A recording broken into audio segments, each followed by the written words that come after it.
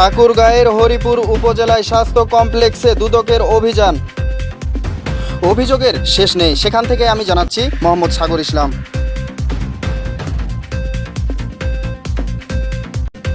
দুর্নীতি দমন কমিশন প্রধান কার্যালয় ঢাকার এনফোর্সমেন্ট ইউনিটের নির্দেশক্রমে আজ হরিপুর উপজেলা স্বাস্থ্য কমপ্লেক্সে দুদক সহায়িকা ঠাকুরগাঁ থেকে আমরা একটি এনফোর্সমেন্ট অভিযান পরিচালনা করলাম। এখানে আমরা বেশ কিছু অসঙ্গতি লক্ষ্য করেছি। তন্মধ্যে রোগীদের খাবার যে প্রোভাইড করা হয় হাসপাতাল থেকে, সেই খাবারে আমরা বেশ বড় ধরনের একটি অনিয়ম পরিলক্ষিত করেছি। আমি যদি মোটা দাগে একটু বলি, এখানে যে রোগীদেরকে খাবার যেটা প্রোভাইড করা হয়, আজকে দুপুরে ব্রয়লার মুরগির মাংস দেওয়া হয়েছে, যেটি অফিসিয়ালি দেওয়ার কথা 109 গ্রাম করে, কিন্তু সেখানে আমরা পরিমাপে 22 গ্রাম পেয়েছি।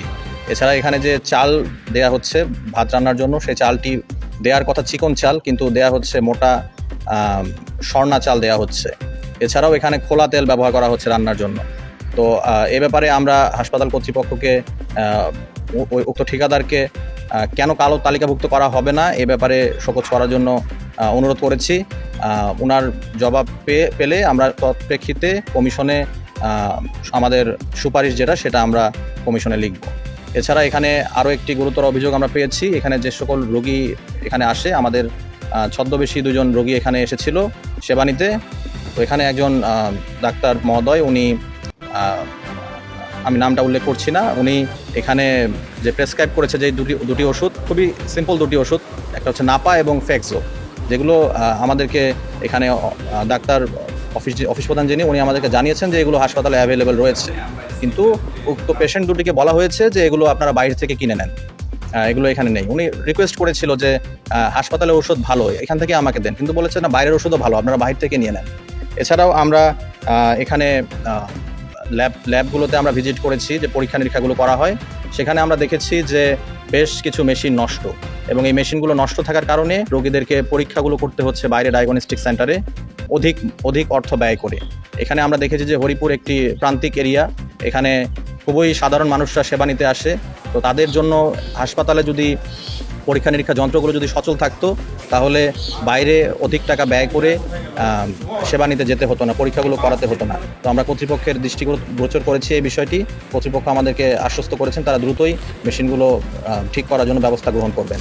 এছাড়া এখানে আরও একটি কমন অভিযোগ ছিল যে এখানে যারা নার্স রয়েছেন তাদের রোগীদের সাথে দুর্ব্যবহার তারা করেন। তো আমরা কর্তৃপক্ষকে, উনি আমাদেরকে বলেছেন যে অলরেডি 3 জনকে উনি বেতন সাময়িকভাবে স্থগিত রেখেছে। আমরা বলেছি কার্যকর পদক্ষেপ নিতে, যাতে রোগীরা নার্সদের থেকে ভালো ব্যবহার পায় যেন। এছাড়াও আমরা হাসপাতালের পরিষ্কার পরিচ্ছন্নতা নিয়ে খুবই খারাপ একটি অবস্থা দেখেছি। কর্তৃপক্ষ আমাদের জানিয়েছেন এখানে একজন রাজস্ব খাত থেকে এবং একজন আউটসোর্সিং থেকে এখানে পরিচ্ছন্নতা কর্মী রয়েছে।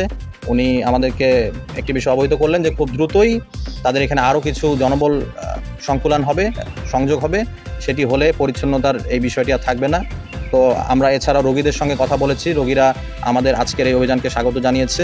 তারা বলেছে যে আমরা আশা করছি আপনারা আসার কারণে আমাদের পরবর্তীতে আমরা যারা এখানে সাধারণ মানুষ এখানে সেবা নিতে আসি, আমাদের সেবার মান আরও বাড়বে এবং হাসপাতালের সামগ্রিক পরিবেশ উন্নতি হবে। ধন্যবাদ আপনাদের।